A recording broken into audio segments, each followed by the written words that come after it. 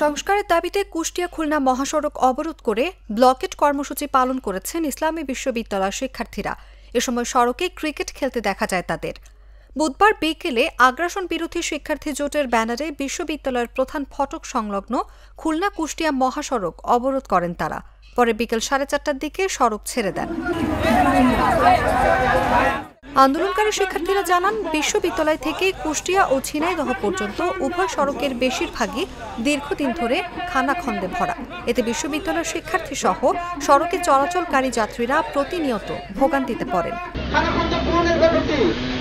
তারা করবে এবং এই 22 তারিখের পরে এবং 22 তারিখের আগে সমস্ত যানবাহন চলাচল স্বাভাবিক করার জন্য কাজগুলো করবে।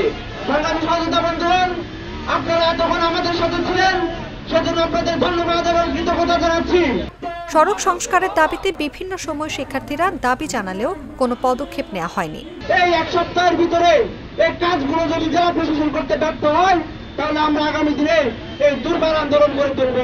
সংগ্রামী সহযোগিতা বন্ধুগণ, পাশাপাশি কুষ্টিয়া এবং ঝিনাইদহ জেলা প্রশাসনকে বলতে চাই, আপনারা তো এই রাস্তাগুলো ব্যবহার করেন না, আপনারা যান রাজবাড়ী হাইওয়ে, আপনারা যান ফরিদপুর হয়ে এই রাস্তাগুলো যদি আপনাদের মতো ভিআইপিরা যদি ব্যবহার করতো, তাহলে আমাদের ভোগান্তিগুলো ভুগত।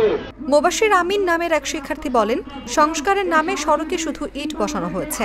আমরা দ্রুত এই সড়কের সংস্কার চাই, কোনো টাল বাহানা দেখতে চাই না।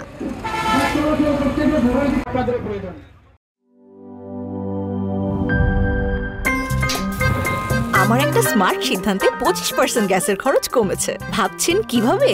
সাধারণ গ্যাস স্টোভ বদলে আমি এনেছি আরএফএল গ্যাস স্টোভ। এর সাইন্টিফিক নজল ও ব্রাস বার্নার ক্যাপ সমানভাবে তাপ ছড়িয়ে রান্না করে দ্রুত। তাই গ্যাসও বাঁচায় 25%, টাকাও বাঁচে 25%। আরএফএল গ্যাস স্টোভ নিরাপদ ও গ্যাস সাশ্রয়ী।